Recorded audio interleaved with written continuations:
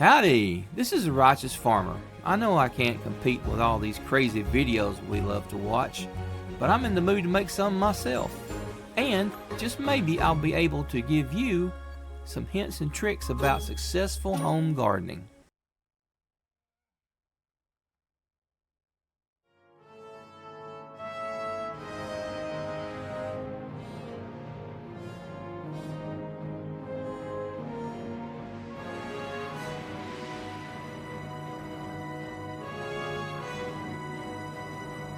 Howdy, Righteous Farmer here. Welcome back to the garden. You know, honestly, at the end of the last installment, I thought we'd be doing more tomato stuff by now, but that just wasn't to be the case. Instead, today is okra and squash day. Judging by the weather insert, it's May 1st, and the weather is very pleasant and a little windy. You know, to be complete, and just for curiosity, I ran this question across friend Google. I asked, what countries is squash popular in? And it came back with this answer. Over 20 million squash players participate regularly worldwide in over 185 countries. Top-ranked male and female players are from England, Egypt, France, and Malaysia, giving the sport a truly global presence. I had no idea that squash was eaten in all those countries. So I thought, well, why not go for broke? How about okra? Goog came back with this. Okra is most popular in the southeastern United States, particularly in Louisiana, where it is an essential ingredient in gumbo. Well, we're in Alabama, and I'm not making gumbo with this. Generally, I like it fried. Okay, so you know, as we watch the righteous farmer's slow but glacial efforts, let me get up on my soapbox for a couple of seconds. What you are listening to is a human, which would be me, mouthing a script written by a human, also by me. Not a speck of AI. It's real, warts and all. Now that said, I'm no AI virgin. The okra and squash inserts were generated, and that saved me a whole bunch of money. There is that. But if I could kick the plug right out of the wall and do away with AI, I'd do it in a New York minute. 8 or 10 years down the road, when someone tunes in, they may be yelling at the screen, "You should have let AI make this video for you. What's a garden anyway?" Well, that's then, but right now some of us still grow tasty food, and my plan and project is to show you how I do it. Most times it turns out pretty good, but you never know, so keep coming back. A little housekeeping, just getting started out, I see that I get tens of views. Wow, that's okay. If one person gets an idea of what or what not to do in the garden, then I'm satisfied. Of course, if I had about 1.7 million viewers, that would be even better. Going into super speed, quick as we get out of that, I want to show you what I found. Look right here. It's a garden egg. These things just turn up in my garden, and I believe them to bring good luck. I just turn them back under when I find them. My suspicion is that they somehow come from the place indicated about here. Let's step over to my natty swing. In the background is the neighbor's garden, and beyond that, a new apartment house that just went up in the empty field, which is neither here nor there, but maybe you were curious. Next up is a little miracle without a name that I wanted to show you. It is a custom plow attachment that's meant just for the drag bar on the Sears tiller. My son, who you'll get a peek at in an upcoming vid, constructed this thing in ag class in his senior year. As they say, necessity is the mother of invention, and prior to this, I gave my little garden babies a hoe and told them to get to digging. So when they eventually flew the coop, that only left me for the digging, and that stuff will make an old man of you if you're a man. So I fell on that wonderful device and have used it since 1995 or so. When you're old and sparse of help, choosing the good but easier path is crazy monster important. Oh yeah. As already mentioned, I think, the thing with no name fits exclusively onto the Sears drag bar. It fastens with a couple of screws and lock nuts. Maybe you have been needing something like this for yourself. If your son does ag, you can put a hint on him. Daughter too, accepted, alright? Okay. Carrying on, This is the result of digging with my little gizmo. For reasons I can't explain, I didn't video the dig. However, you will get to see it in action if you stick around, for this is just the squash row. The okra rows are to come. It's time to visit my well-appointed, tooled-out garden table to choose an implement. Let's see now, how about the big PVC seed planter?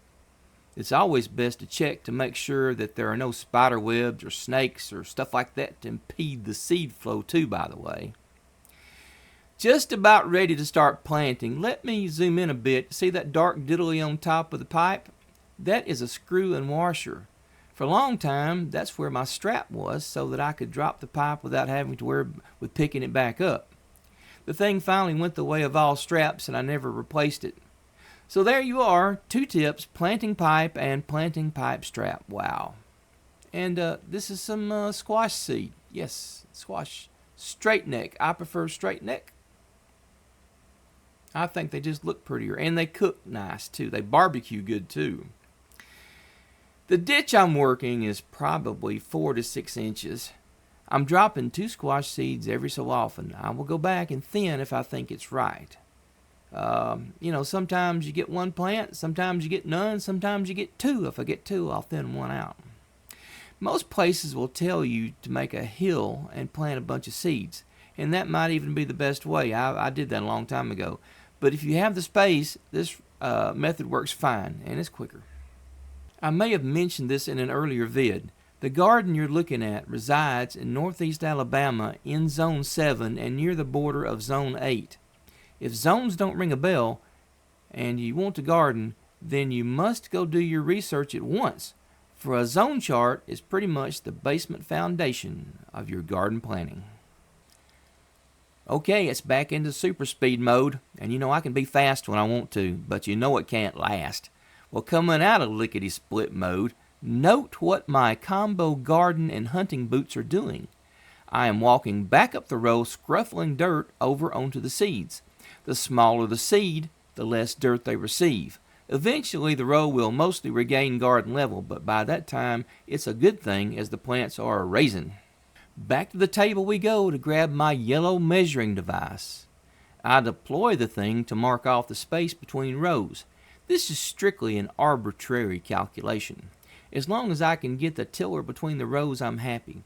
I'm not planting but about half as much as usual, so I have loads of space. If I were growing for SHTF purposes, or if I had a big family, I guarantee you things would be a whole lot closer. You betch'em.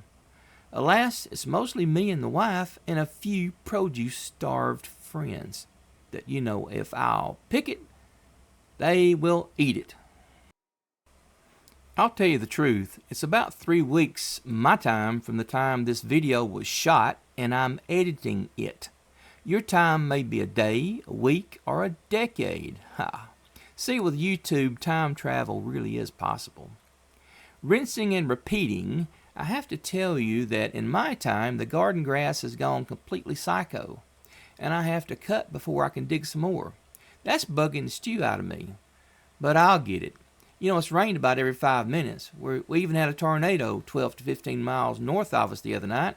You can't dig mud, but we're having all the fun digging in good old 3 weeks ago, right?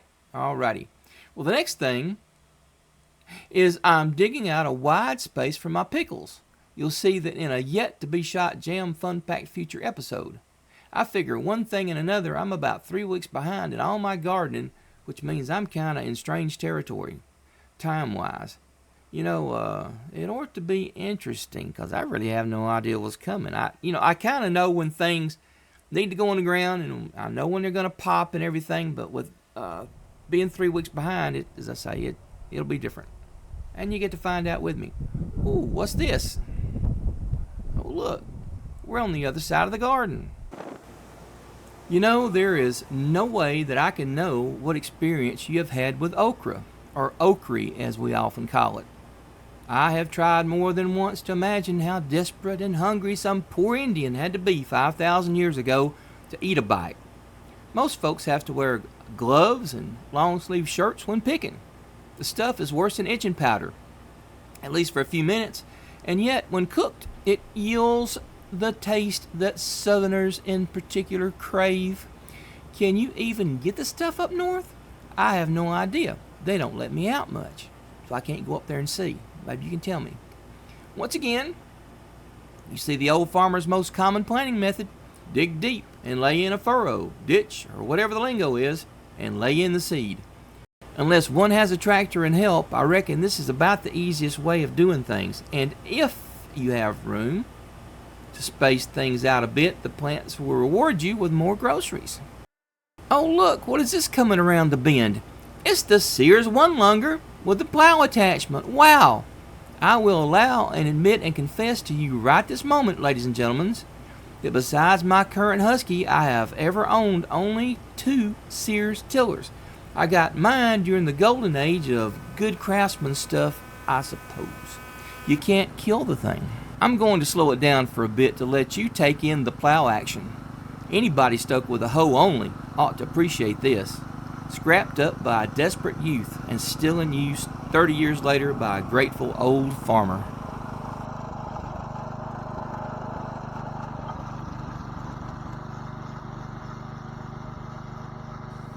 Hey, what do you say, let's finish up the dig and get busy with the planting.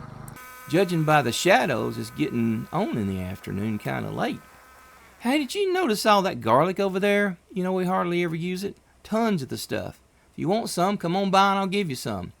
Got to wait, though, till the flowers bloom and everything, and after they die back, and the whole plant dies back as far as that goes, the ground under it where they are will be full of garlic cloves. Just pick them up off the ground.